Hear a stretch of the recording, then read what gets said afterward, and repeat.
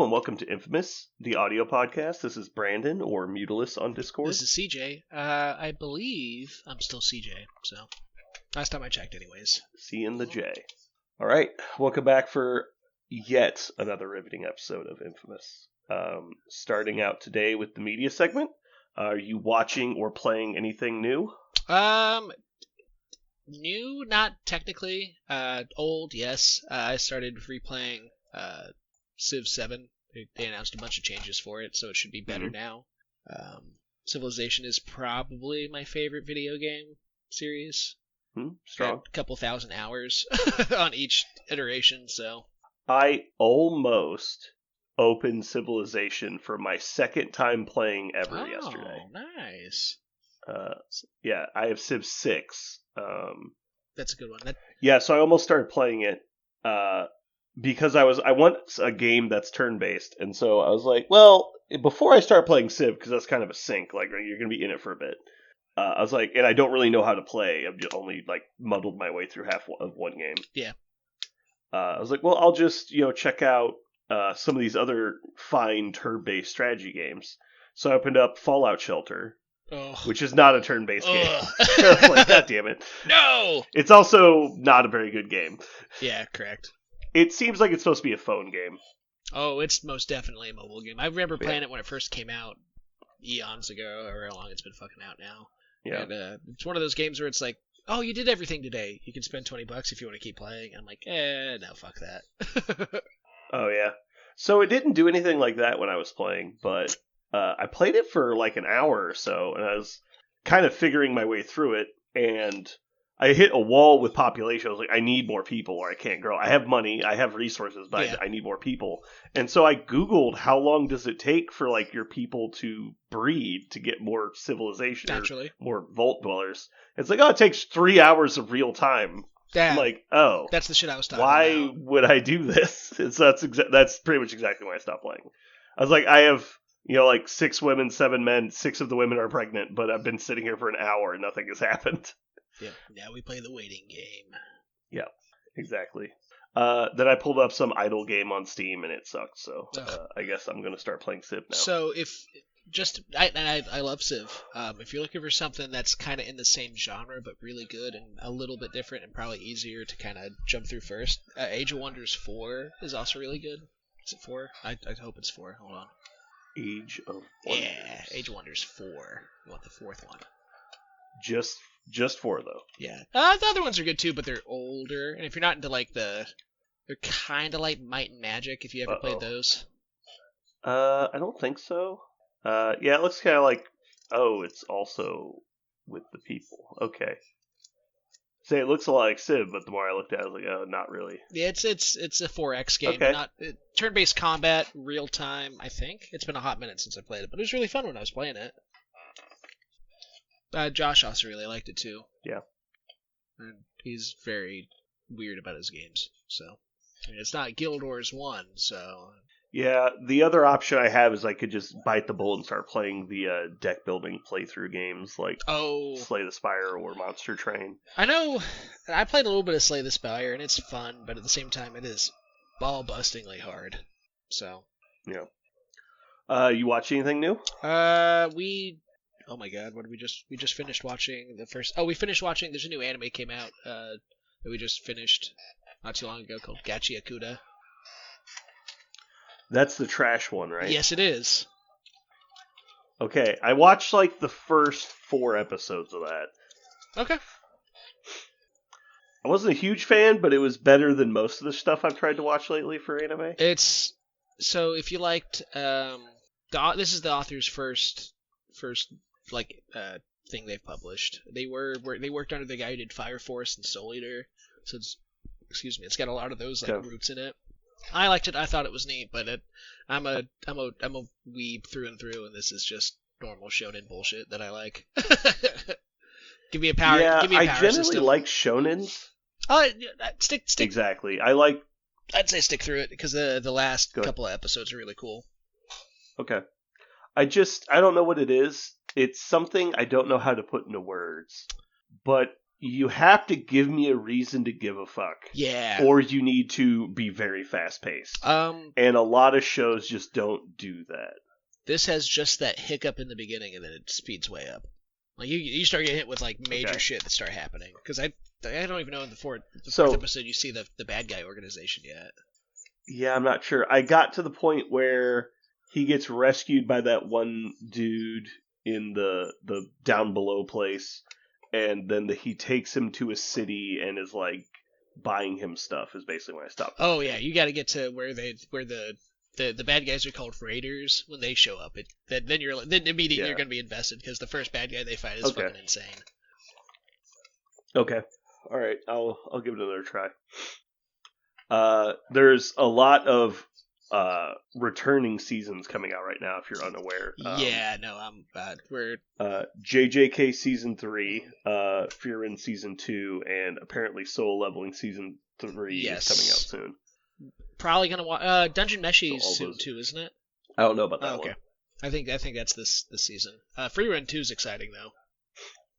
Yeah, I'm waiting for it to get dubbed. So yeah, I think that's what. But I will be on it. I'm trying to think of anything else.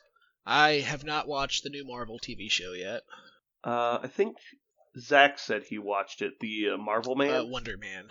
Wonder Man, yeah. Zach watched it. Yeah, he said it was alright. I don't. But I'm not. Okay. I don't know. The problem is it's like 10 episodes long, and there's like it's not really a superhero show, and I'm like, do I really want to fucking? I don't know if I want to watch that then. Yeah. So I finished up Mad Men not too long ago. Nice. It was okay. It definitely was enjoyable and good, and I'm glad I watched it. Mm-hmm. But it just kind of felt like the same old song and dance the whole time. And like the dramatic scenes were dramatic, and the comedy was funny, but like I don't know. I wanted to keep watching it, but it wasn't like really compelling to me. And I don't know. I hear that. I have a hard time getting into dramas and stuff sometimes when it comes to that, where you're just like, because it's technically like a period drama, isn't it? I've never watched it. Yeah, I think it's supposed to be commentary on like how can these beautiful, amazing people be so awful, because it's a show about a bunch of bad people. Really. Oh. And it's super like over the top because it follows like the 1960s ad people and how they like shaped America with like the concept of heavy branding. Yeah. And so they talk a lot about like psychological ploys you can use to like get people to buy your product or like convince people different things. But the show really comes down to the main character is this guy who has a really dark childhood, and he grew up like incredibly poor. Draper. And it's John Hamm plays, Don Draper. And then he like through this wild series of events ends up getting put into a situation where he's basically in the middle to upper class, and so it's like he's pretending to be somebody else, but then like actually makes something out of himself through hard work. But then like it goes to his head, he doesn't know how to be happy, and so he has these horribly self-destructive tendencies where he like cheats on his wife and like all this crazy stuff. But he never really gets punished for it, but he also doesn't know how to make himself happy. And so he's doing all these horrible things that people do to be happy, like sleeping around, doing drugs, drinking constantly, all this stuff. But it's just him struggling with that the entire show, where he has like a moral compass, but he constantly goes against it in an attempt to be happy. Okay. Anyway, so it's a cool show, but it's to me like I've seen that side of like people, and so like I don't find it like this voyeuristic show. It's like, no, this is how people are. Like they are terrible. Like do not trust people. Like it's basically like everything I know. I love. And so I'm like, it doesn't hit. Yeah, it just doesn't hit me the same way I think it hits other people. It's like Trailer Park Boys, like is an outrageous humor show. Yeah. But like I grew up around these people, so it's like I know exactly what this is like, and so it's not really funny. It's only kind of funny because they go the tropes are the funny part to me. And it's like Bubbles, for example. Like if Bubbles was on the show, I wouldn't have watched it because Bubbles is such a fun, entertaining person. Yeah, that's funny too because I get exactly what you're talking about because I've had people that are in like the Trailer Park Boys, like those characters. I've met those people. Those Yeah. people are in my like family tree. Yeah. Maybe not Bubbles. Yeah. That's a bit. It's a kind of a far. I work with a guy Yeah, like Bubbles. But... Bubbles is again like the character that almost can't exist. Yeah, right. So therefore, he's the reason the show is funny. Yeah. Yeah. But the best season of Trailer Park Boys is when they have Tom Arnold and Snoop Dogg show up, and you have the straight man in the scene calling attention to how stupid the shit they're doing is, as opposed to everyone just acting like it's normal daily life, which is actually what happens. Like, what are you going to do? It's like, we're going to go, rob the mall. And like, okay, yeah, that makes sense. It's like, and you just watch them go do it. And you're like, okay, this is going to end fucking terribly. It's like, but they just do it because they don't know what to do, anything else to do. So, yeah. So Mad Men was fun. I've since started watching The West Wing, which is a show, again, has been recommended a ton. I do like The West Wing, but... The West Wing has been better, I think. It's... mostly good.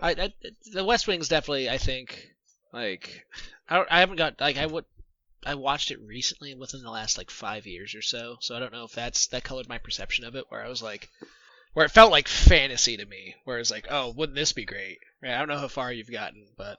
I'm pretty far into the West Wing. Okay, so yeah, now it's like, with how stuff, like, how they, like, with, it's almost an anachronism now, right?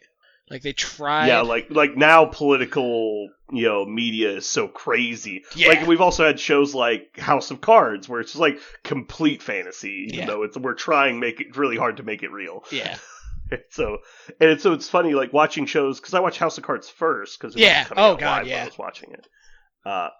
And so I was like, wow, this is like so over the top. I don't think it's even like relatable. And now it's like, oh no, that's just like probably what's going on. It's like, what the fuck, who cares? Yeah, Frank Underwood. And so going to the West Wing, it's like, wow, they really tried to rein this in. That's what it feels like. I know it's the opposite is actually true. They were trying to push the envelope, but they're like, how far can it possibly go? Yeah, right. It's like, well, they had no idea.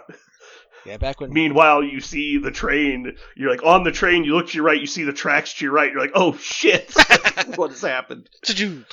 Yeah, no, it's funny when you think about it because the West Wing was like this is like it's like the Democratic Party like power tripping, right? Like we're getting everything we ever wanted, and it's well, but you think about it, and it's like I was actually thinking about this because the president they have in the show, the Jed Bartlett, is like the perfect amalgamation of everything both sides want. Yes. He's a Nobel laureate economist who makes it to presidency that has a strong Christian faith. Yeah. And they're like, that is not describing a Democrat. Yeah, that's not a ton of them.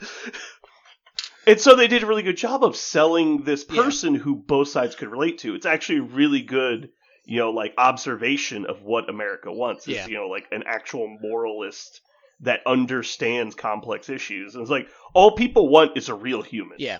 But they can't. It's hard like, to right? That's not how you get nominated. To get nominated to be president, you have to be one of the worst people alive, basically, or sell every part about yourself that matters. Like, that's the only way. You get two options. And so it's just unfortunate that we, the society we have created is this dark, but it's what it is. Like, I can't change it. So yeah, that's kind of where that's exactly where I sit on the fence too. It's like, wow, this exactly. Isn't this bleak? But everyone should just try to be nice to everybody and figure shit out. It's a pretty easy rule to live by. Just don't be a dick. Yeah. All right. So I've been very much enjoying House of Cards. It's actually hard to stop watching sometimes, even though like it tends to run long, right? Because it's a long show. But yeah, I think they do a really good job of making the points compelling. And there's the obvious throwaway topic of the week that doesn't really matter. Yeah. But the important stuff, like all the big episodes that tend to have multiple episodes in it, where it's like a chain of story, are really good. Really good. And so I've been very impressed with the show. Yeah. There's a lot of characters I just really like in the first place too. Rob Lowe's character, I really liked. CJ, not the press secretary, I really like because she's the chick with the attitude. I like that.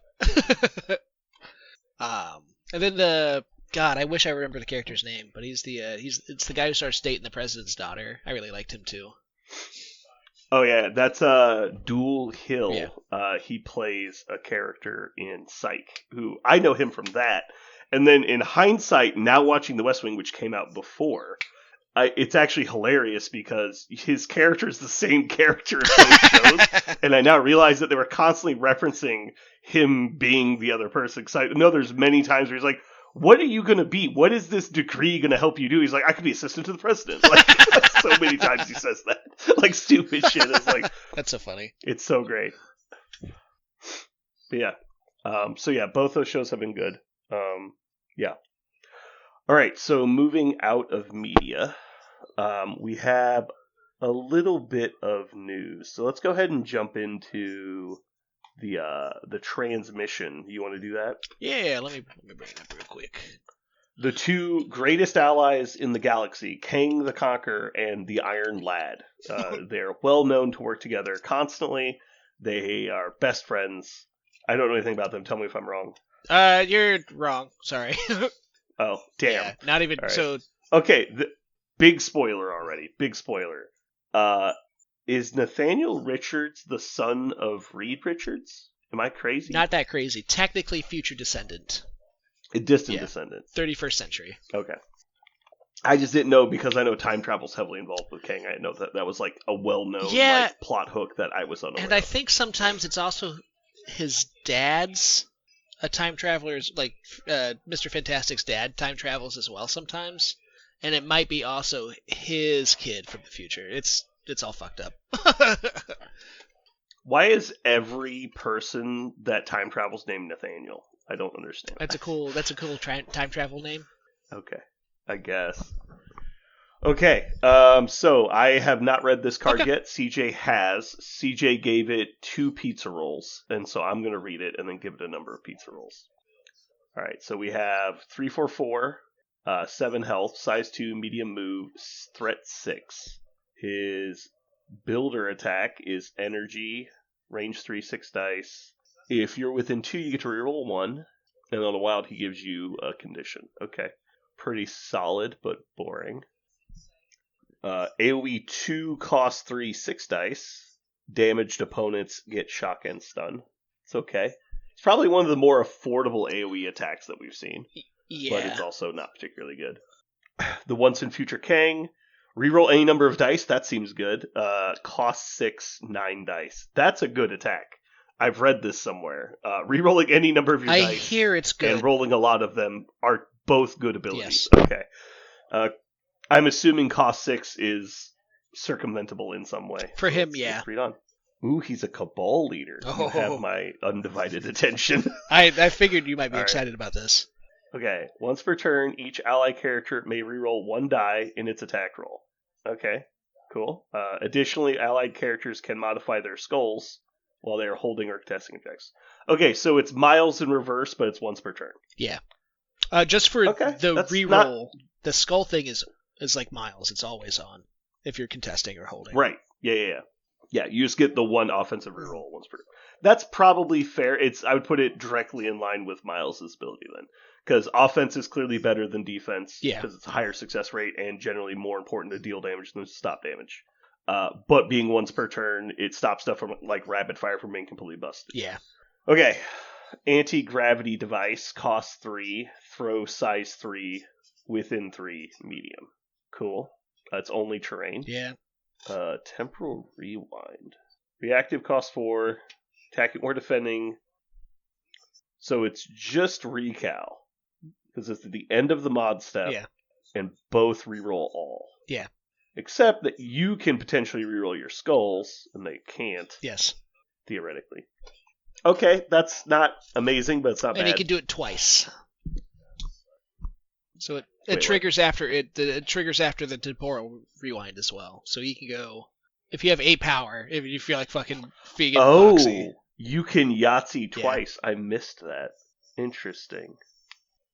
That is interesting. Do you know why I think that's so interesting? Because they still can't reroll their skulls. Yes. So they can roll into more skulls. So every bucket drop, you can potentially take dice out of the pool. I like that, actually. Yeah. Now, again, we haven't seen him have infinite power yet, so question mark. But I assume we're getting there. We're getting to a power thing, maybe. Neurokinetic Frontal Armor. At the start of this character's activation, it may place itself within 1. That's good. All right, I'm going to stop reading for a second. That's a good ability. Yeah, right? Keep going. Remove up to 1 damage from itself, or remove up to 1 special condition. Again, this power is good. Mm-hmm. It's an innate power. I highly recommend having this power. He's on a medium base, too. All right. Ooh. Medium, plus a place 1. That's basically speed long. Yeah. Except you don't have to take a move action. Correct. All right. Additionally, the first time each turn this character re-rolls dice after the effect resolve gain 1 power. Okay. All right. That's not as good as it sounds, but it is good. Yeah. Obviously, it's still an innate power that costs nothing, so highly endorse. Mm-hmm. Yeah, you want that. Yeah, most characters in the game would be better with this power, in my opinion. Yeah, if that was just like a base character, it's like I really wish everyone had neurokinetic chronal armor. It should be base.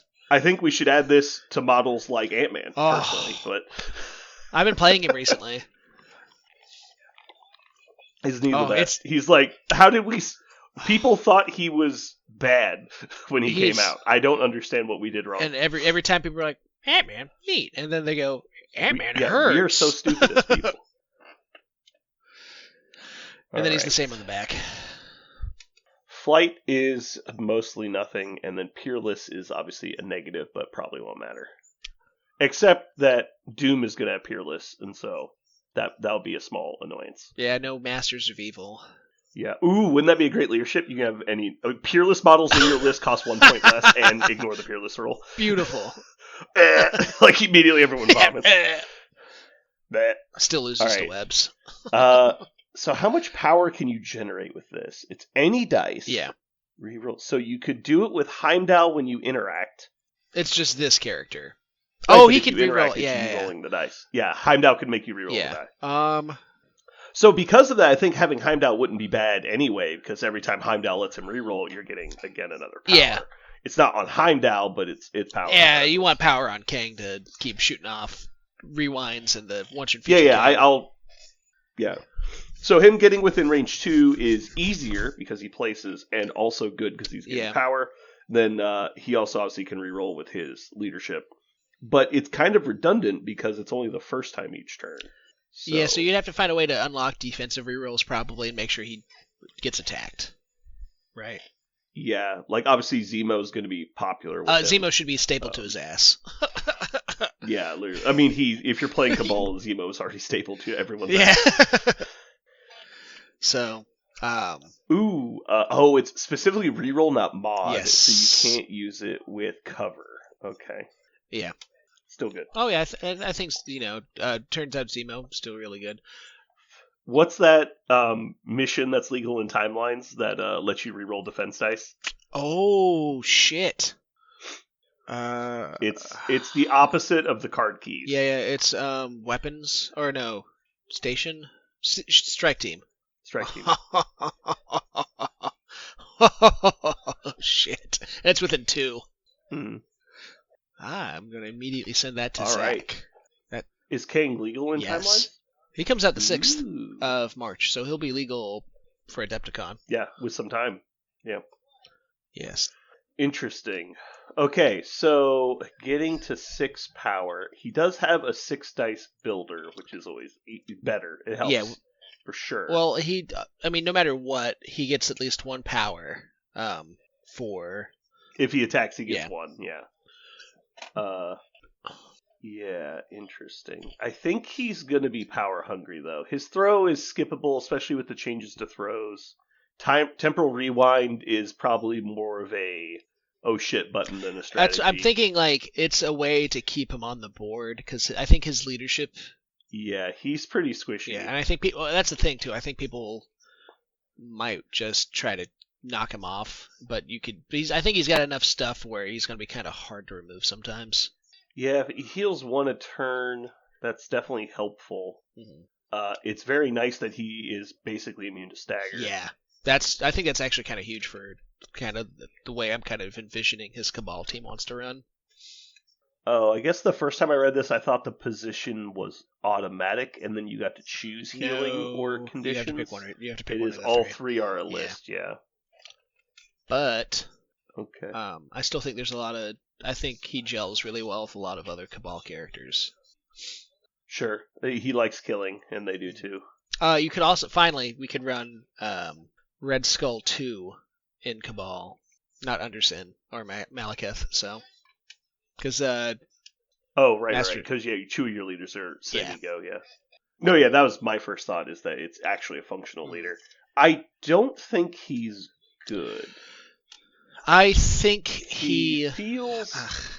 I put him at like a half a tick below Mephisto in the power scale, and Mephisto doesn't see play. Yeah. Mephisto sees play in a very small section of lists. I think we've got a pretty good 5, maybe a pretty good 5 threat with a 1 threat leadership. Is how it kind of feels. If he was a 5 threat without the leadership, he would be competitive. Yeah. He would be competitive. I think his stats are just too good to be a 5 threat. Yeah. And that said, he's not the best 5 threat. He's just competitive. Yeah, I think he'd be like top 5 threats. People would look at this and be like, "Oh shit, okay, both good attack for a 5 threat." Namor and Red Skull are probably better than this. I would argue even that Cable is probably better than him in the 5-point slot, assuming he's your leader. If they're both being put up as leader models and they were both 5 threats, I would think Cable's slightly better than him. Yeah. Just because of the flexibility. I think Cable... Because, like, Cable's doing something. Like, you know exactly what his role is in the team. What is this guy doing? What Cable... Doing the worst job at doing what Cable does. Being a bad Cable? Yeah. Like, yeah, a lot of people are bad Cables. Like, Exodus. Yeah. Yeah. No, I think there's definitely some stuff. I mean, he's got better... Like, he can do more than just attack twice. Like, but you have to get him in position to do that. Really? Yeah, I think you would never use... Kind of all he does. I mean, but not just his builder twice. Like, Cable's good. Cable's turn order is port into range. Shoot, if you're not already there, shoot, throw, port out of range. But he shields your team. This guy doesn't help your team at all. This leadership. I mean, it's basically the same. It's kind of the same leadership as X-Force. It's very similar. But Cable can ignore cover. Yeah. So they're arguably similar. They're in the same category. Yeah. But Cable is longer range. He can place further. Yeah. And is more offensive outside of the spender. Yeah, and he obviously has a way better throw. Yeah. Now, the Once and Future Kang is probably killing someone. Yeah. Because just with his own kit, 9 dice, full mods +1, including rerolling skulls. Yeah. That's an amazing kit to just click boom somebody. But we've also seen, abilities like this, like CGR, a couple other spenders in the game are comparable. Cruel Twist, I would say, is up there. Oh, yeah. So there is a lot of value in that, but you're talking turn 3 probably before you can reliably use the spender, because he doesn't actually place himself outside of the 1. Yeah. And so he might get into range on turn 1 if you prioritize him acting later in the turn, which means you're taking a 6th threat that isn't activating early. Yeah. So, you're giving up scenario advantage arguably to try and take a pot shot at somebody. And his pot shot isn't great. It's just okay. Yeah, it's not like brutal. I mean, he doesn't hex. Was it? Oh, he does hex. Hex on the wild. What? Yeah. Okay. Well, hex is the only one I could bleed incinerate. Yeah, hex is the only one I kind of consider to be for an attacking team better than incinerate in some points. Right. Yeah, but both of them have to land before the attack. Yeah. Yeah. So the one thing he does have up on Cable, and this is not just him, it's his roster. I think the Cabal roster is better than X-Force's roster, obviously. Oh, sure. Yeah. They're one of the core factions. Yeah. Totally agree there. And that might be the only reason I think he becomes competitive, is because I think this leadership just turns on a lot of Cabal characters. Because, Yeah, but at the same time, X-Force, as far as what they want to do is attack people quickly, you're getting Domino and X-23 or Deadpool as your core, and then you're taking unaffiliated after that. So yeah, but at the same time, you're taking Zemo, you're taking old Killmonger. I'm trying to think of anyone else in Cabal. Yeah, but I mean, you take Sabretooth still; he's legal in both. Yeah, Zemo is obviously far and away. I would say Bob is also a huge selling Bob would point. Be cool. Bob Zemo plus him is only 11-point affiliated, which is very reasonable. Yeah. And even then... but I just don't know I don't consider him a strong 6th threat. No, I agree with that. Drop him in any list, yeah. Yeah, I don't think he's someone who's. I don't think unless there's like some weird jank I'm just not thinking of right now. I don't think he's a good 6th threat. Yeah, even in Cabal being propped up by all the good Cabal things, I don't see this as a strong selling point. Like a 16-point list being Zemo, Bob, Red Skull 2, Kang. I don't like. It's a hard-hitting list, but it's never going to beat out Red Skull 3 like super aggro. Yeah. Well, you could bring Red Skull 3 with him. But I think Red Skull 3 is. You can play Red Skull 3 with him. That is true. But I don't think that. I think the leadership kind of does. I don't think it's particularly good. Yeah, I don't know. I'm very interested to see him on the table and see. Because I was just talking to my TTS opponent with it today. I kind of hope he's one of those characters that plays better than he reads. Because we're talking about Cyclops. Cyclops reads way better than he plays. Cyclops on his stats and stuff, he's got a lot of interesting things he can do. It just for some reason there's a missing link in his kit, and it just does not work. Yeah, it's just the inconsistency of triggers. I think that's what it is for Cyclops. Yeah. Because if you just like roll 2 hits and nothing else, you're like, cool, so I didn't get the trigger and I don't trigger my leadership, so I do damage. And you're like, yeah. Neat. So he can flop. Yeah. Yeah, the problem is though a 4-threat flopping versus a 6-threat flopping. Yeah. So yeah, we'll see. Like She-Hulk is better than this. She-Hulk has a very one-dimensional play style. Yeah, but if you bring her in the right situations, she's a sledgehammer. Mm-hmm. Kang doesn't have sledgehammer potential anywhere. Yeah, I don't see it. He can't do his spender enough to justify it. Like, Apocalypse feels noticeably better than him without the Apocalypse Horseman kit. Just naked Apocalypse in a list feels better than this. Yeah, because you could, Apocalypse is just such a, this is going to sound kind of weird when I say it, I think it's a well-written card. Because you could look at Apocalypse's card and kind of get the gist of what you're doing with him. There's an intent. Yeah. This one seems I think he has a fair intent as well. It's just being a elite blaster, but he's not like either Black Bolt is better than this. Yeah, well, you're talking creme de la creme. Well, but like a 5-point Black Bolt should not be leaps and bounds better than your 6-point Premier model with Peerless. Yeah, the new like big bad that you're releasing this year.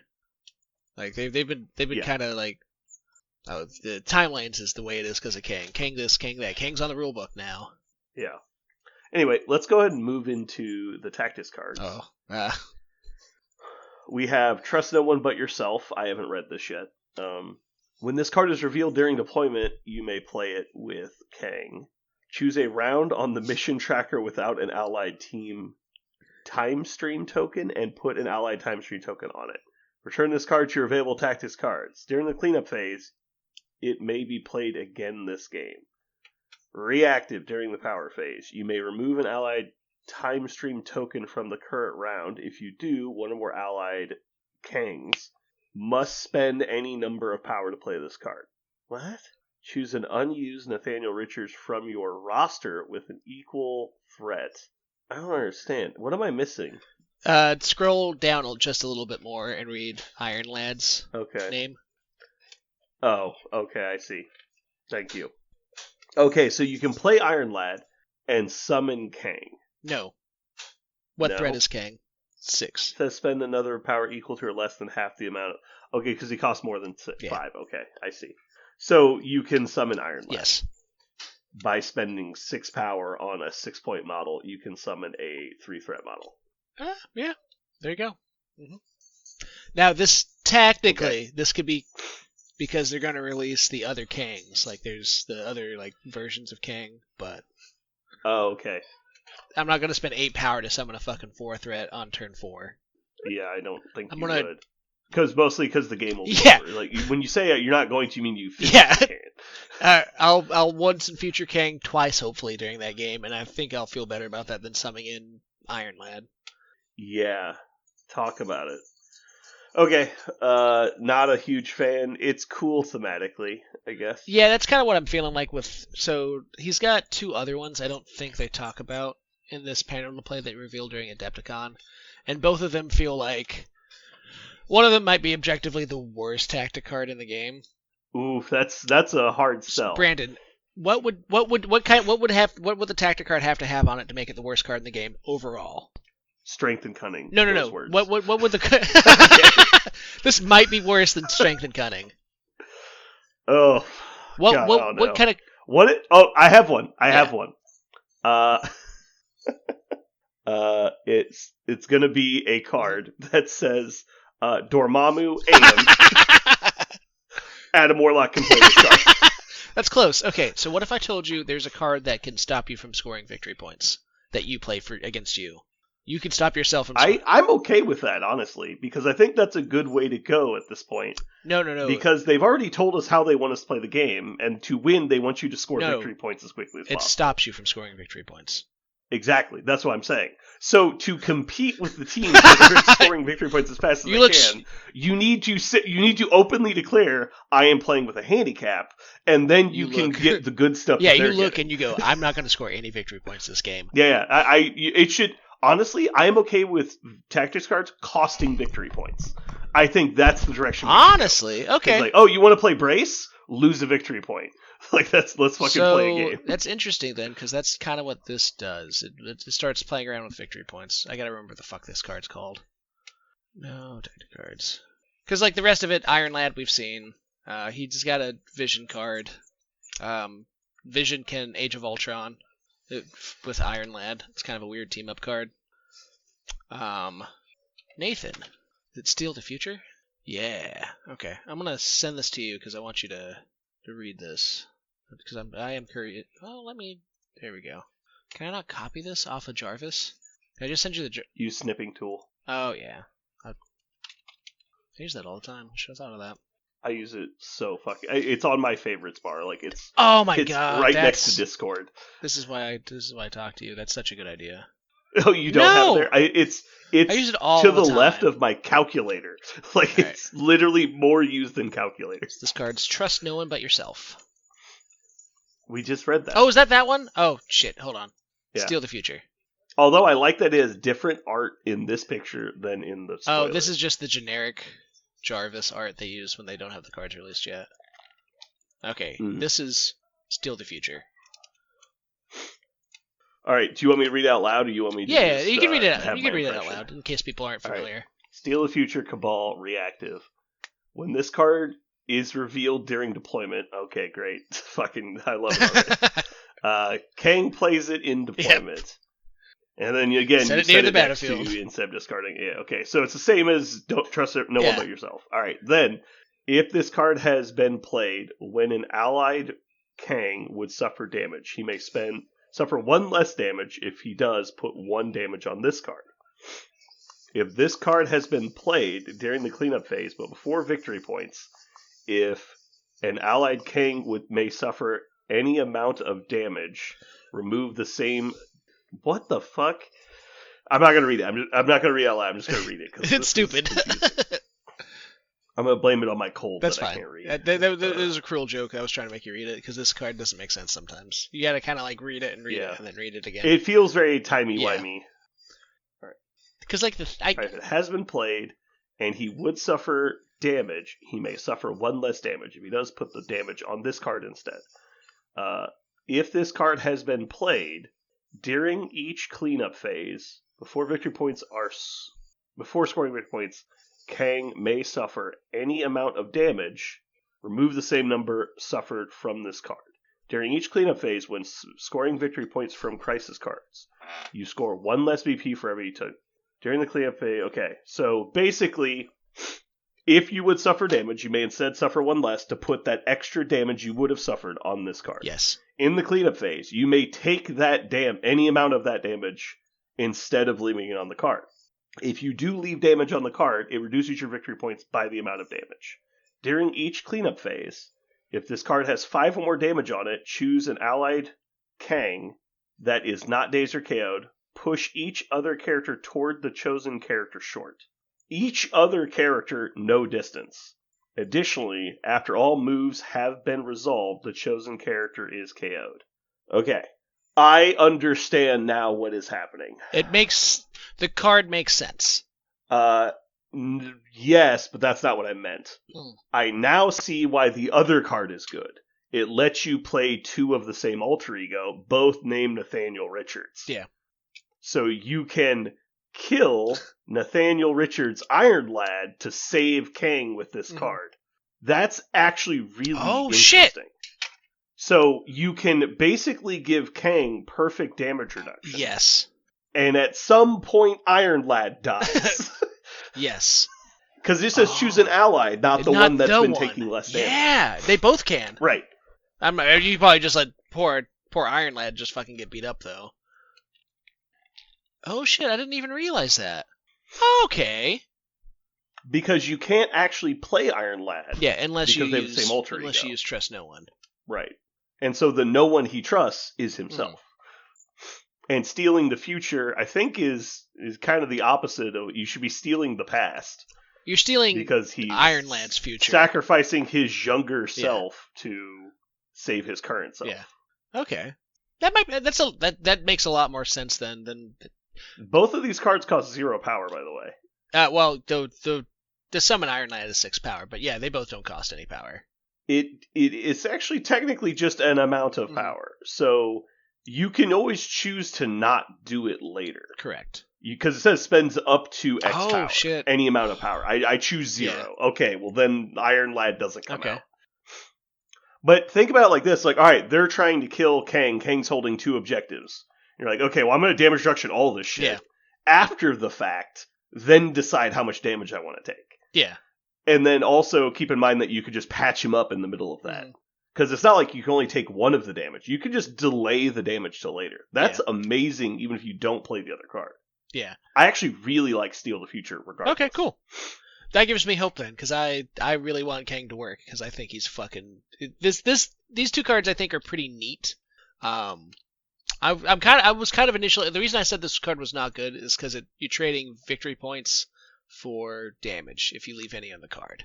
Yeah. I'm just trying to think of how quickly you can guaranteed get to 6 power. So obviously, given like weird situations out of the pool, but you can almost assuredly attack on the first round because it's place 1, move medium on a medium base, shoot range 3. All you have to do is shoot and you've gotten a power. Plus it's a builder, so you might get more than 1. Then on turn 2, you'll power up to a minimum of 3. You'll make an attack getting up to a minimum of 4. Plus you'll make 2 or 3 builders in that time frame. Then on turn 3, you will theoretically power up to 5. The issue is, I'm going to confirm this, during the power phase you may remove an allied team time stream token from current round. If you do, one or more allied Nathaniel Richards may spend any amount of power. Historically, it has been ruled that any trigger in the power phase happens after normal power generation, but before crisis effects. Yes. So if you're playing on Infinity Formula, you actually gain the extra power after you have to pay for this card, which is dumb, because it works that way for all according to plan. But you do get your normal amount of power, and so that you just have to keep track of that. But yeah, you can effectively guarantee having 6 power on turn 3, assuming you didn't spend her on turn 2, and you weren't also forced to use your reroll. Yeah. But if you were forced to use your reroll, you've obviously taken some damage, and so you would have extra power from that, theoretically. So you can summon Iron Lad on the start of turn 3. Is that worth attack discarding 6 power? I would probably argue yes. Especially since you can... Steal the future. Yeah, and Iron Lad isn't like a terrible 3-threat. He's basically just a retooled version of Tony. Okay, well that's good, because Tony's one of the best 3-pointers. Yeah. Alright, so let's get into Iron Lad. Alright, so we have 3 threat, 4/3/3, 6 health on both sides. Thanks, Power Tree. Yay! He has a range 3, 5 dice physical attack that is a builder. On a wild, you either slow or stun them. Energy Blast, 0 cost, range 4, 4 dice. Wild, push up to size 3 is a gainer. That's good. That's actually really good. The once and future Iron Lad. Reroll any number of dice. Okay, so he has Kang's Builder with 2 less dice. Yeah, for 3 less power. Isn't that stupid? That seems good. Well, I mean, the normal attack steroid is pay 3 for 2, and the defense steroid is 2 for 2. So, all right, he has heal for 1 power. That's pretty good. Oh no! Oh my god! I didn't even notice that on the first read. Steal the Future doesn't specify which Nathaniel takes the damage in the cleanup Correct. phase. So you can just DR3 and send all 3 of it to Iron Lad for healing. That's really good. Okay, I'm seeing some play patterns I really enjoy here. He has a throw size 2 and So we're not temporal divergence. We're not actually 100% on this throw yet, and I hope they don't change it because it's unique. He can throw twice. He can throw as long as he's got power. I think they said they're going to change it. That's probably an error. Yeah, I mean just based on the rest of the game. Yeah, right. And then he's got Crimson Dynamo rerolls. Ooh, temporal divergence is really good. Yeah, Dynamo just for himself, no range. Yeah, that's really good. Okay, yeah, this is a very solid 3-pointer. Yeah, I think so. All right, data backup is what you said earlier. Vision would be KO'd. Kill Iron Lad. No, Vision is KO'd. Oh, it doesn't. Yeah, Vision is not KO'd. You just save him. Too bad Vision fucking sucks. I know. I remember when he was widely considered the best 4-pointer. I could see why people would think that when he came out, because it's like, oh shit, he gains power as an action? That's crazy. It was pretty much the moment Kingpin came out, it ruined everything. Because Kingpin came out, and instantly everyone shifted to pay to flips, and it was just a totally different world when you have a 4-pointer that's a 2 in physical and energy. Yeah. And you're just like... And now there's so many characters that either have multiple damage types on similar ranged attacks, or can just flat out pick their damage type, and that just ruins him. Like, Rogue just walks up to him and is like, punch in the head, punch you in the head, punch you in the head. It's like, no! I can only switch once! I guess he can switch each time. She steals... Yeah, then she steals power. Yeah, first she punches you once, you switch, you run out of power, she intentionally pulls her punches to not damage you, and then rips the life force from your body. Oh, good. At least he's immune to bleed. I'm happy when the robots are immune to bleed. There's not all of them are that way. But yeah, cool. Good. I'm glad we went through this because you gave me some hope to play this because I was really looking forward to Kang. Yeah, I think without the Tactics cards, I probably would have put him at like a 3 out of 10. And that's primarily due to the current state of the meta because, again, we said this with the last character, but with Adam Warlock, nothing on his card helps you win the game. Yeah. Not a single word on his card says win game more. In fact, it almost says the opposite. Yeah. He is a slow tempo offensive machine that needs power. He is not anywhere near complete on his own. So, combining him with the 2 Tactics cards and the option for Iron Lad is cool. The problem is, again, a late game 6-point character is not exactly a meta dynamo. Yeah. But that said, wait, who's immune to bleed? Oh, Vision, sorry. Oh, Vision is immune to bleed. I was like, neither of these people are.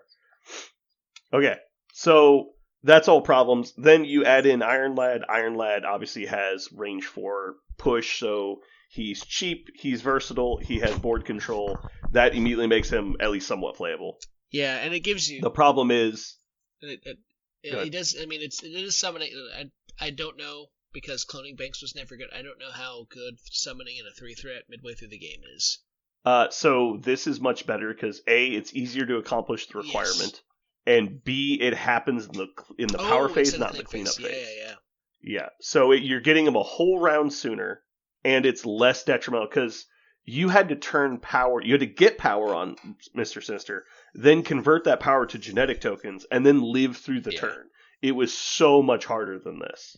Just getting 6 power, you just play like, what is it, Trickster's Boon, like, fuck it. Yeah. Like, we're getting the power, boys. Like... Oh, that's only in Asgard. Yeah. But yeah, so I think now with this stuff, he's probably a 5 out of 10. Like, it's a pretty big bump, I would say.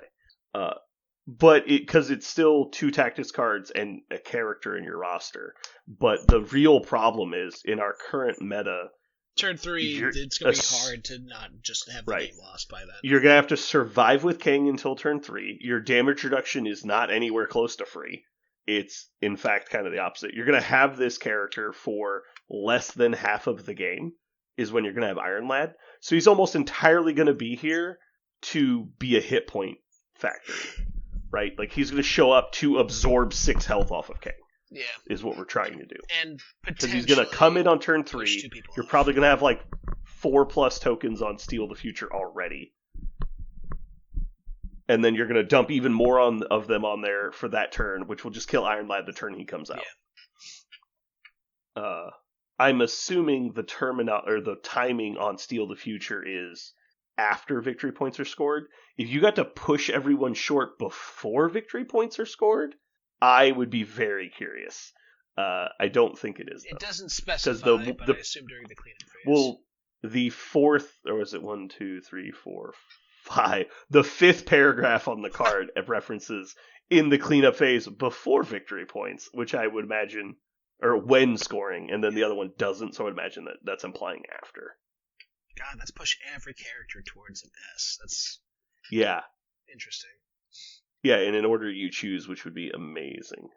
So yeah, if you could just push everyone off of secures, it's like, oh no, I lost Iron Lad, but you score 0 secures this round. Pretty good. That would be incredible, right? That might be enough to get you back in the game, right? Effectively healing Kang for 6. Yeah. Preventing you from scoring secures at all.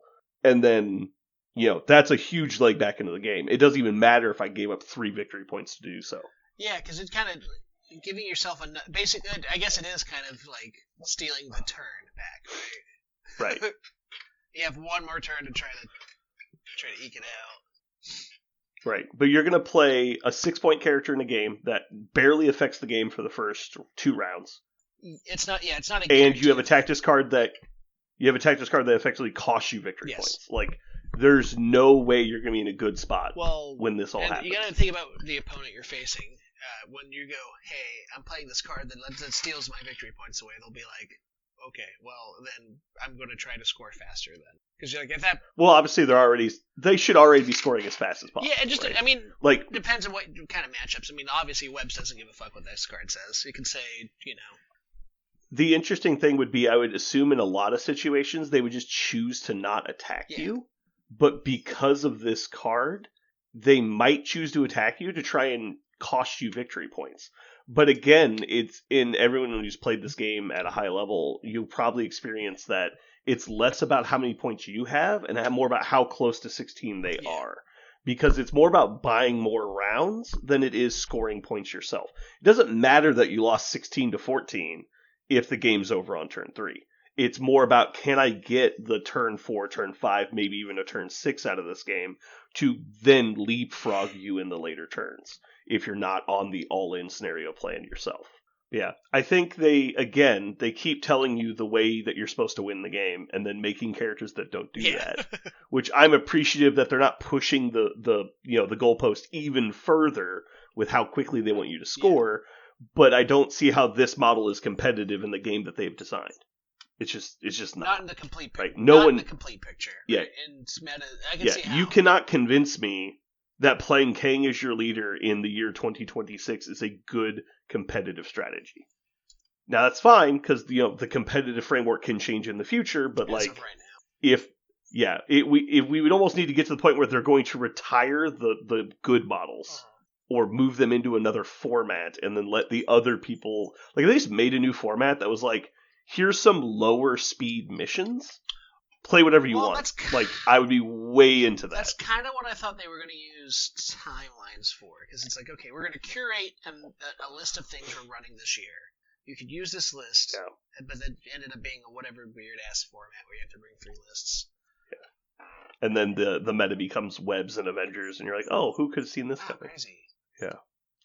Okay, cool. I think I give this 5 pizza rolls. It sounds like CJ has also increased his prediction. Just based on what you said, 8 pizza rolls. I'm gonna jam. I'm gonna jam him. I don't care. I think he's neat. I do still put him behind Mephisto for fun. Oh well. I think he is. Mephisto is a blast to play if you've never played Mephisto. I think he's arguably some of the best money you can spend in this game. He's what, like $35? Yeah, he's a solo He's well worth $35. And he basically is self-funded. And you just play whoever you want. Fuck it. Like that's the only 2 things I need to know. It's like, take whatever models I want and have a good time. You had me at have a good time. Like, let's do this. So yeah, he's probably one of the closer models we've seen to Mephisto, though, where he's got like his own little strategy and he does his own kind of thing with his like very flexible build. I do like this kind of like, it's the same thing they did with Apocalypse. They kind of got this own like their thing they're doing, self-contained package. I think that's a good space to be, especially with these higher threat kind of more interesting villain characters. Yeah. Okay, so moving past that, next up we have Old World talk. We have the Old World FAQ and errata came out recently. I don't actually know when this dropped. Somebody pointed out to me that it had, and I just haven't gone to check the release date. But it's fairly recent. We are on version 1.5.2 is the most recent, at least as far as I know. So we're only going to talk about what has changed, and we're going to leave out the stuff that's probably not relevant. So there's not actually that many changes. Frenzy, they clarified that Frenzy does not stack, because they went out of their way in the rulebook to say if it doesn't say it doesn't stack, it does. And for example, trying to think of something that does. There's so many exceptions, I don't want to lie. Anyway, regardless, it does not stack. So armor piercing stacks. Sorry, armor bane specifically. And so if you have armor bane from one thing and armor bane from another thing, they do stack. And so both trigger if you hit the 6. So if you have an 8 armor bane 2 and armor bane 1, if you hit a 6, it's armor bane 3. Frenzy does not. If you gain frenzy while you have frenzy or had frenzy, you still just have regular frenzy. People thought that stacked. It says technically written in the rule book it does stack, but the having frenzy twice is what they're saying is gives you +1 attack. You can, it's like in Magic the Gathering, you can put trample on the same creature 8 times. Trample still does what trample says. Okay. It doesn't increase your damage output per trample. Right, because technically it would be like, well, I overspill damage by 1 with trample, but I have that 8 times, so you take 8. Like, well, that's not how that works. So, Frenzy works as everyone knew it worked. Good job. Next up is poison attacks. I'm not sure what specifically changed here, but it is, if you roll a natural 6 to hit with poison, I think that they changed it to natural 6. So if you had a bonus to hit, it doesn't then trigger poison. But yeah, poison, again, works the way you thought it worked. Next up is a big one, actually. Next up, we have Unstable. This is weird because it was a direct change from the previous FAQ that specifically made it a rule. The regeneration rule, they pointed out that it works against any wounds suffered, and then specifically pointed out, like the Unstable rule. And so when you crumble, is the commonly used phrase, after combat, Unstable says if you lose combat, you don't make a break test. Instead, you lose wounds equal to the amount you lost combat by. Then they specifically said in the last FAQ that regen can be used against wounds like that, and that now they've just errated Unstable to say that, no, you can't make regen specifically on Unstable. And it's like, okay, whatever. So you can no longer regen save combat damage from losing combat.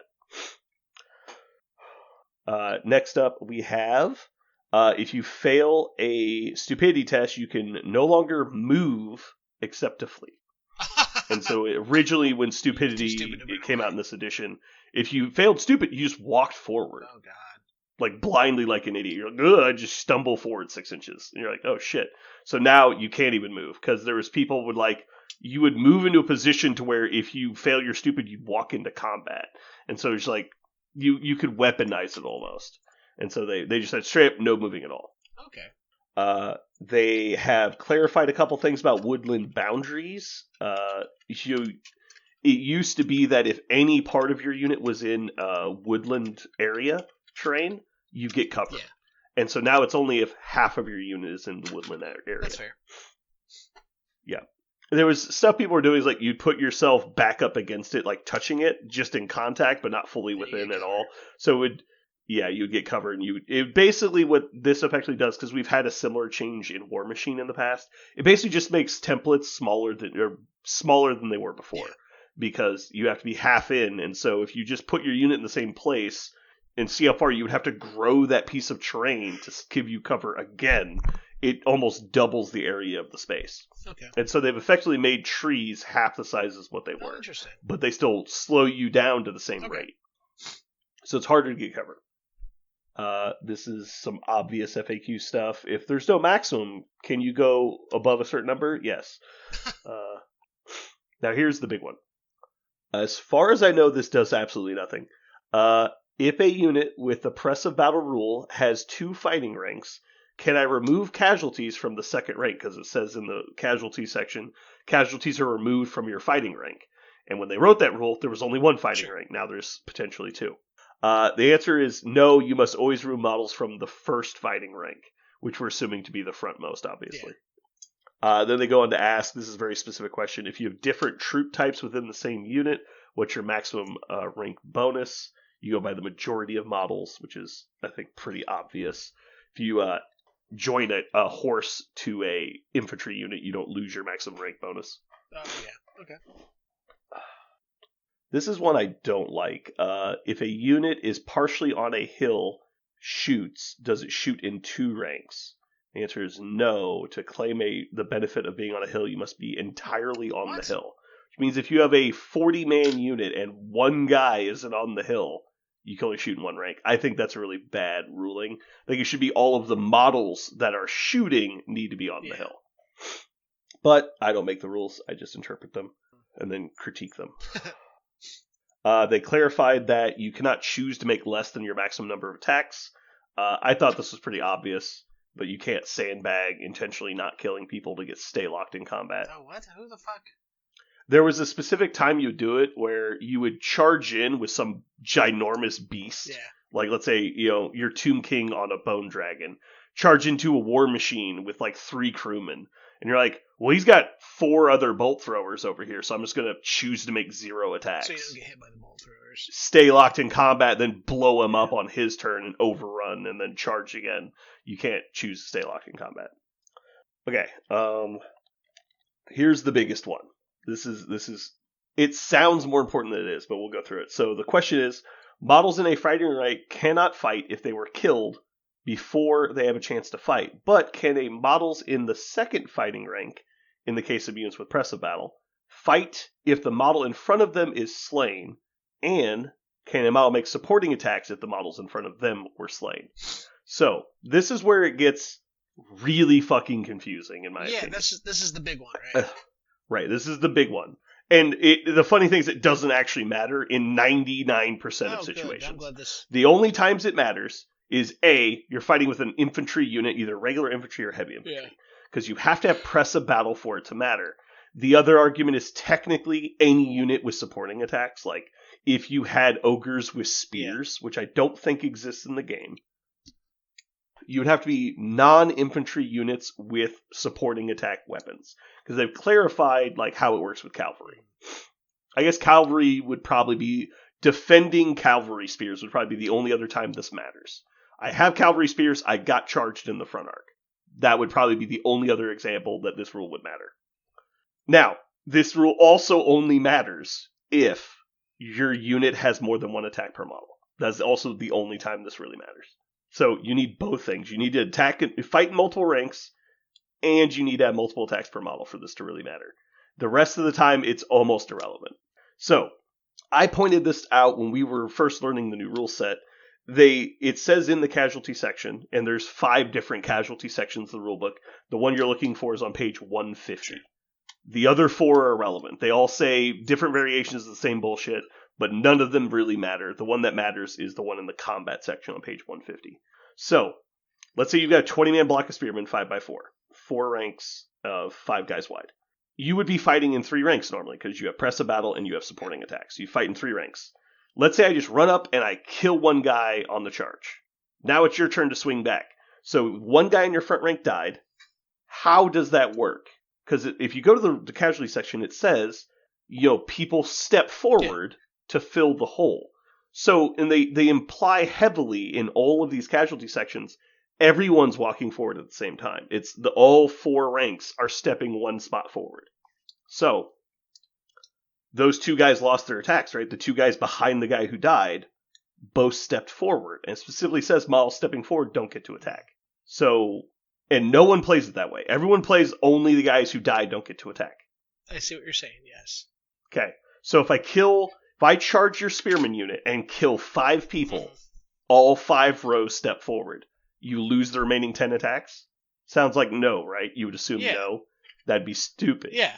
But so, in the logic I had always been using, which had always worked flawlessly for me, is, well, I was already in a fighting rank when combat started. And that's what they mean, is if you're in a fighting rank, you're going to get to attack as normal. It's only if you enter a fighting rank that you're losing your attacks, right? I was out at the start, I'm stepping into a fighting rank, so I don't get to attack. And so that was the logic I had been using the whole time we had been playing, because it always worked. It was like, and everyone always agreed that makes sense. But the spears are kind of when it gets wonky. So the spearmen step forward, they weren't in a fighting rank, now they are in a fighting rank, do they get to attack? Okay, weird. So you're seeing how it gets kind of wonky. Yeah. Now, so imagine, if you will, the logic I was using is that you're killing the guys in the front, everyone's sliding forward, and we've basically taken a picture of who's going to get to attack. Yeah. As those models die, we're just reducing the maximum number that will get to attack. That's what initiative is. Right, but so you still have to fall people forward at each initiative step as people die. That makes sense.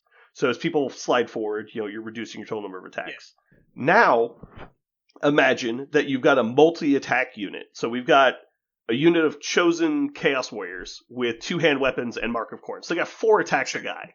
Same thing. I charge you, I kill the front 5. The second rank of 5 step forward. How many attacks do they get? 20 or 5? 5. Why is it 5? They started in a fighting rank.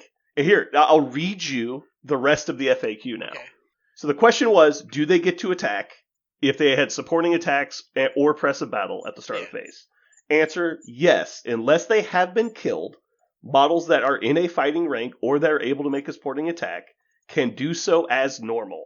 In other words, casualties inflicted reduce, firstly, the number of models in the fighting ranks, starting with the front rank. Secondly, models that make supporting attacks. So in my mind, attack normally means I'm in base contact, I have 4 attacks, me like 4 attack now, please. Yeah. But that's not it. Because these fucking people can't write a rule to save their goddamn that makes life. No fucking sense. I went through you don't attack normally. 20 plus paragraphs of rules. Yeah. Because on one side of the fence, they're trying to describe to you what is functionally happening with the way their casualties work. Is guy in front die, guy behind come forward to replace. That's kind of what they're trying to tell you. But the actual rule is not that. Everything that references all of that bullshit is what is effectively happening. The actual rule of the game is take the model from the back. Yeah. Okay. So what is actually happening is you are removing models from the back rank and declaring models in the front that can't attack. Yes, that is actually what you're doing. Which means when the guys in the front die, the guys in the second row with press of battle aren't stepping forward. They're just imaginary stepping forward. Because it's the... And so you have... Which makes no fucking sense. Okay. So they just... They want us taking casualties out of the front row now? Am I... No. You take casualties from the back. That's the only thing they're very clear about in the rules sections. You take them from the back. But then they talk about stepping up a bunch. Exactly. But what all this is saying is they're trying to tell you that imagine if you were taking them from the front. It's so stupid. Oh, God. So in this example, if I've got my 4 attacks per model unit, you kill the front 5. Effectively imaginary. The second rank is now standing on top of their dead bodies. Yeah. They each make 1 attack because where are they? They're actually still in the second rank. Yeah. Right. Which is dumb. And so, yeah. Who the fuck was frequently asking this question? I need to find that guy. Everyone. because the issue before was there was no rule on where in the fighting ranks you could take casualties. Right. So imagine so people take them from the second rank. Right, yeah. I take my second rank guys that only get 1 attack each. Okay, I see why this happened. And so it really if you charge into that Mark of Corn unit with 4 attacks a guy, and just happens to be 7, 8 models wide, even if I go first, I have to kill 9 of these pieces of shit to reduce more than 1 attack a guy.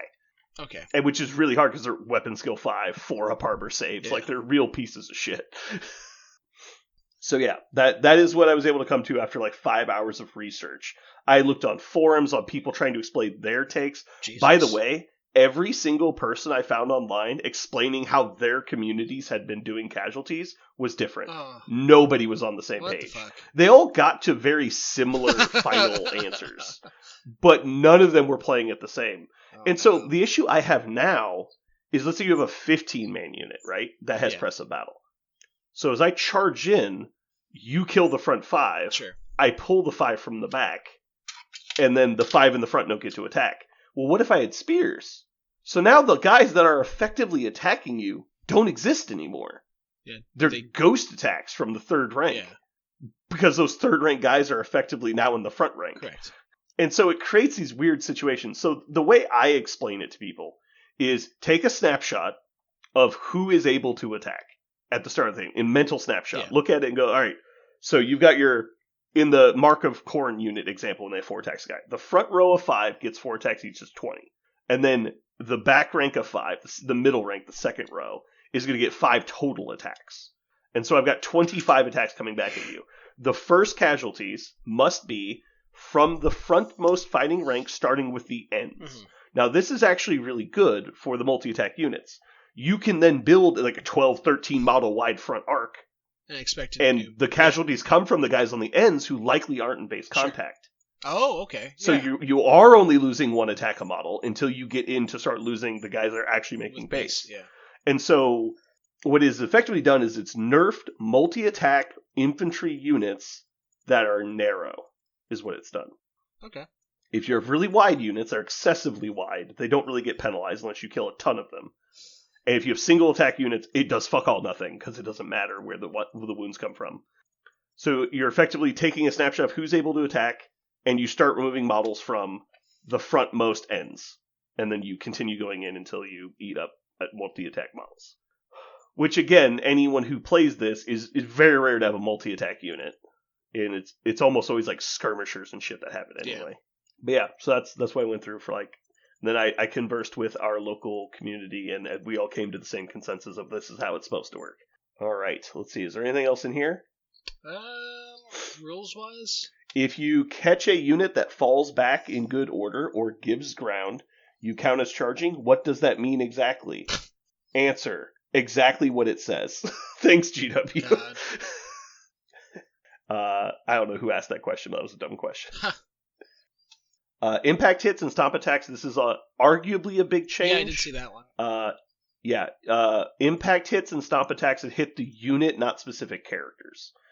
So they do not get to target characters unless there's less than 5 of them. I was always on this side. I was apparently in the minority, though. A lot of people thought you could just impact hit into a champion or a character and just take them out. Huh. The timber rule, big models like giants that fall down count towards combat res when they kill people. Oh. I think it just usually doesn't matter because timber models tend to be the only model on the side because they're big. Yeah, it's like, oh, I charge a giant and he's unbreakable. Who cares? Like, I'll just let him go by himself and then he dies and who cares? Here's an interesting question that I saw. Apparently, I don't know if this is a typo or if it's intentional. Some armies are able to ally with themselves. And so there was a question that, can a character from your allied force be your general? Let's say I'm taking a 2 Chaos Warriors list. I don't think that's legal, but just as an example. Taking 2 lists of Chaos Warriors, there's an aspiring champion in both. Yeah. Can the one in my ally force be my general? I thought that was really weird. I guess because you could take 2... We could take 2 of the legendary legion or armies of infamy. Yeah, I guess. But I don't know why would you ever do that? A lot of people don't know this either. There's a weird caveat with number of characters in your front rank. It's capped at a certain ratio of your front rank models can be characters. But your command group of your unit command counts as characters for those purposes, and they must be in your front rank. So if you took a unit of skeletons, and you're like, I'm going to put 3 necromancers in this unit. Well, 2 of them are going to get displaced to the back rank. And while they're in the back rank, they cannot benefit the unit in any way, just as if they had refused a challenge. It looks to be the rule. Oh. And so the question then was, what if your unit is only 2 ranks deep? That would then put them in a fighting rank. What happens then? And it was very unclear as the answer. I can see why that would need some clarification. That does need clarification. I don't think it's well answered already. So, let's see. Can characters displace command group models in the second rank? No, obviously. Can character that is in the back rank due to there not being enough space?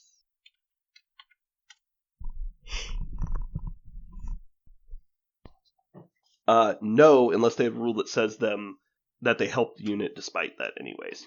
But I don't know. I think it's really weird. Now, you probably shouldn't have that many characters in a unit anyway, but yeah, there's examples of this being like a good strategy that you can come up with.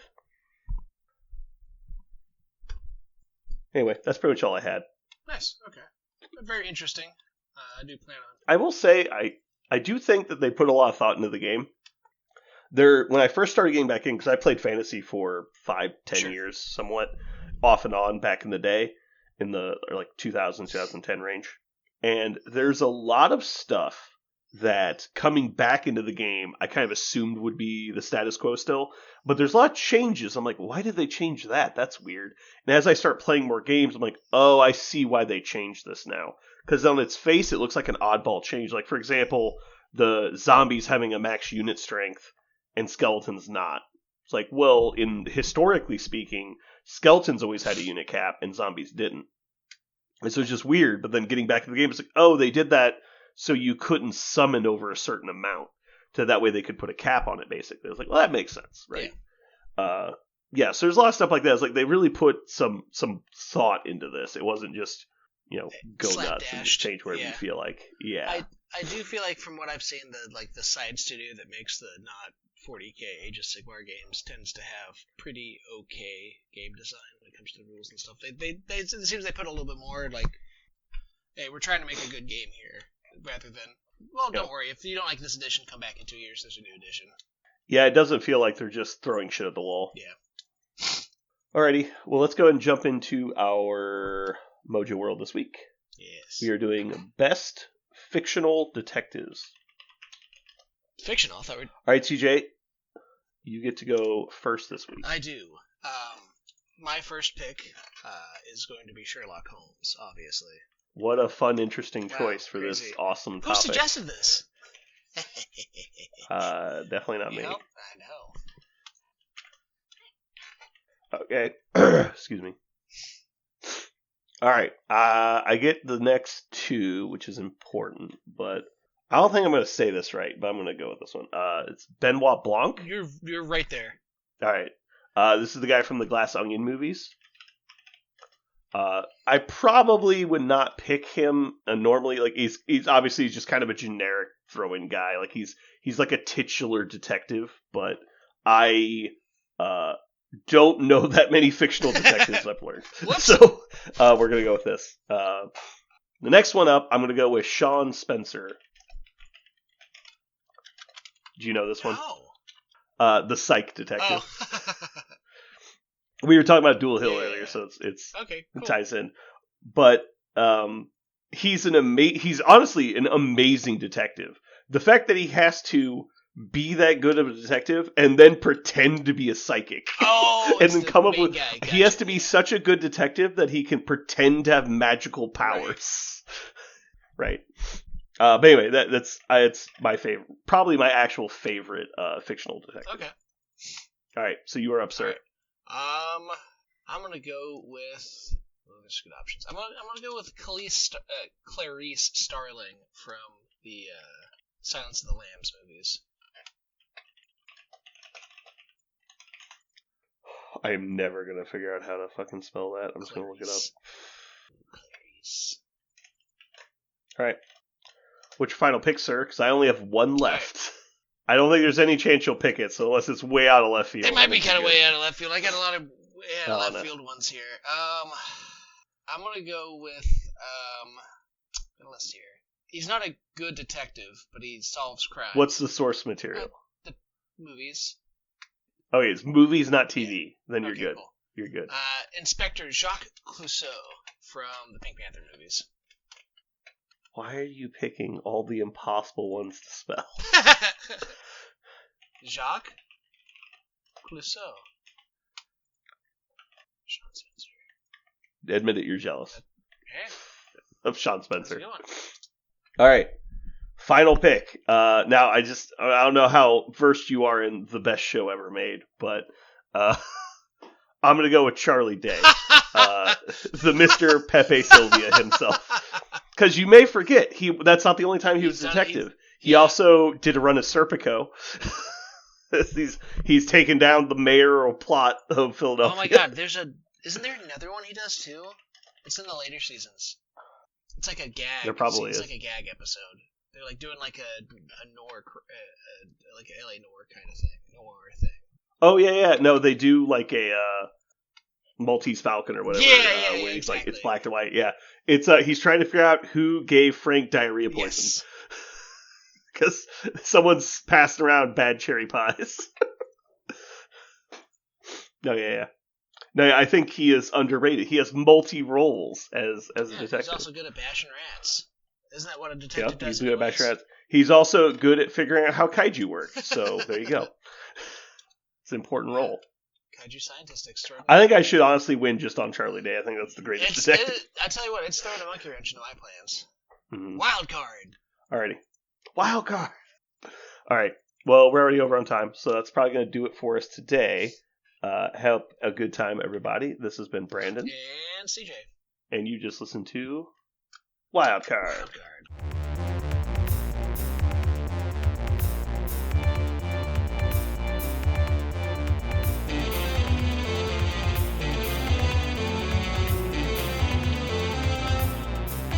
So what are we going to call this thing?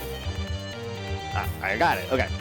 Incredible, new, fantastic, astonishing, mighty, original, uncanny, sensational podcast. I'm just going to put down infamous.